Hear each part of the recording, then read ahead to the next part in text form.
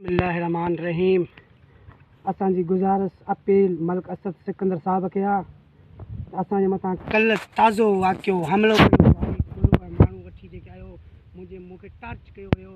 मुंहिंजे मथां हमिलो कयो, हरी पूरे मूंखे धक कया, लाका ते मूंखे धक कयईं, मुंहिंजी ज़मीन ते आयो, उन ज़मीन ते कब्ज़ो करण जी कोशिशि पिया कयईं, जिते मां पुॼी फौरन ते पुॼी वियुसि, जिते तक़रीबन 30 खां 35 माण्हू वठी आयो ऐं लतीफ़पुरे जो पुटु जेको लतीफ़ जेको चोर चवंदा आहिनि उनजो पुटु मुंहिंजे मथां हमिलो कयऊं। हरी बुरो पाण उते हो जे मूंखे धक आया, इलियास अजबुरे जो भाउ आहे ऐं शादी बुरे चवण ते अॻुवाणीअ ते मुंहिंजे मथां हमिलो कयऊं।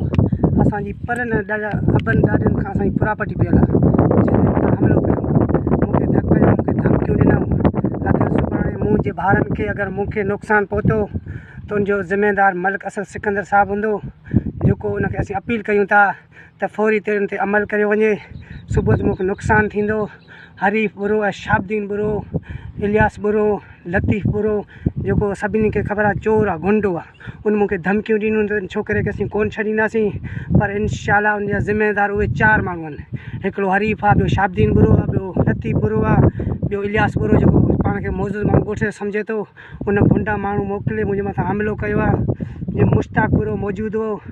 ऐं सभु मौजूदु आहे, हरीफ़ जो पुटु हरीफ़ मूंखे धक कया आहिनि, मूंखे कातराणी धमकियूं ॾिनियूं, मुंहिंजे मथां टार्चर कयो, मुंहिंजे मथां हसिलो फेरिंग कयो हुयो,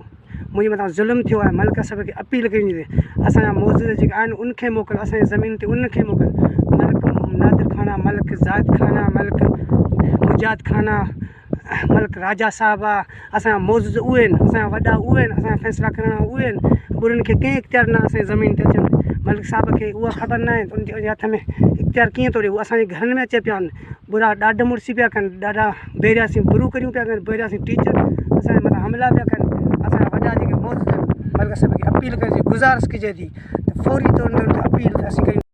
त असांजा जेके मौजूद आहिनि, मलिक नादिर साहिबु, मलिक ज़ाहिद खान, मलिक राजा साहिबु, जेके असांजा वॾा मौजूद आहिनि उनखे असांखे मोकिले, असांजे जेके फ़ैसिले करण जा हक़ सम्झनि था उहे मोकिले, असांजा फ़ैसिला करण उहे आहिनि, बुरनि खे इख़्तियार ई न आहे असांजा फ़ैसिला करण जा, गूंदर बरार जे बुरनि ते इख़्तियार ई न आहिनि, उनखे लब की असीं कोन था करियूं, असांजा फ़ैसिला मंज़ूरी असांखे न आहिनि। मलिक साहिब खे असीं अपील कयूं था असांजा मौजूद माण्हू मोकिले, महिरबानी मलिक असद सिकंदर जी, असांखे दुबारा टार्च पिया कयो वञनि, असांखे धमकियूं मौत जूं ॾिनियूं वञनि पियूं, हथ ॿधी मलिक साहिब खे अपील कयूं था। अगरि उन ते अमल न कयो वञे असीं सुप्रीम कोर्ट वेंदासीं, इनशाला असीं हाणे पंहिंजा हक़ असीं तहक़ीक़ातूं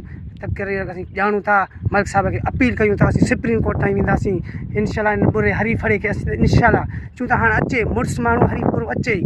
चाहे शाबदीन बुरो हुजे, माण्हू मोकिली, असीं हाणे इनशाला असांजी ज़मीन ते अगरि लथा, असांजे पुरापटी गूंदर भर ते पुरापटी ते लथा बुरा, त मलिक साहिब खे अपील कयूं था सुबुह ज़िमेदारी पंहिंजी पाण रखनि ऐं पाण खे मुड़ुसु पंहिंजे घर में सम्झनि, असांजे पुरापटी में दख़ल अंदाज़ी न कनि। अगरि दख़ल अंदाज़ी कयूं त ज़िमेदारुनि जो सरकारी निज़ाम खे असीं अपील कयूं था त उनखे पंहिंजी जॻह ते रहाइजनि। नज़ीर अहमद गूंदर मां पाण पियो ॻाल्हायां।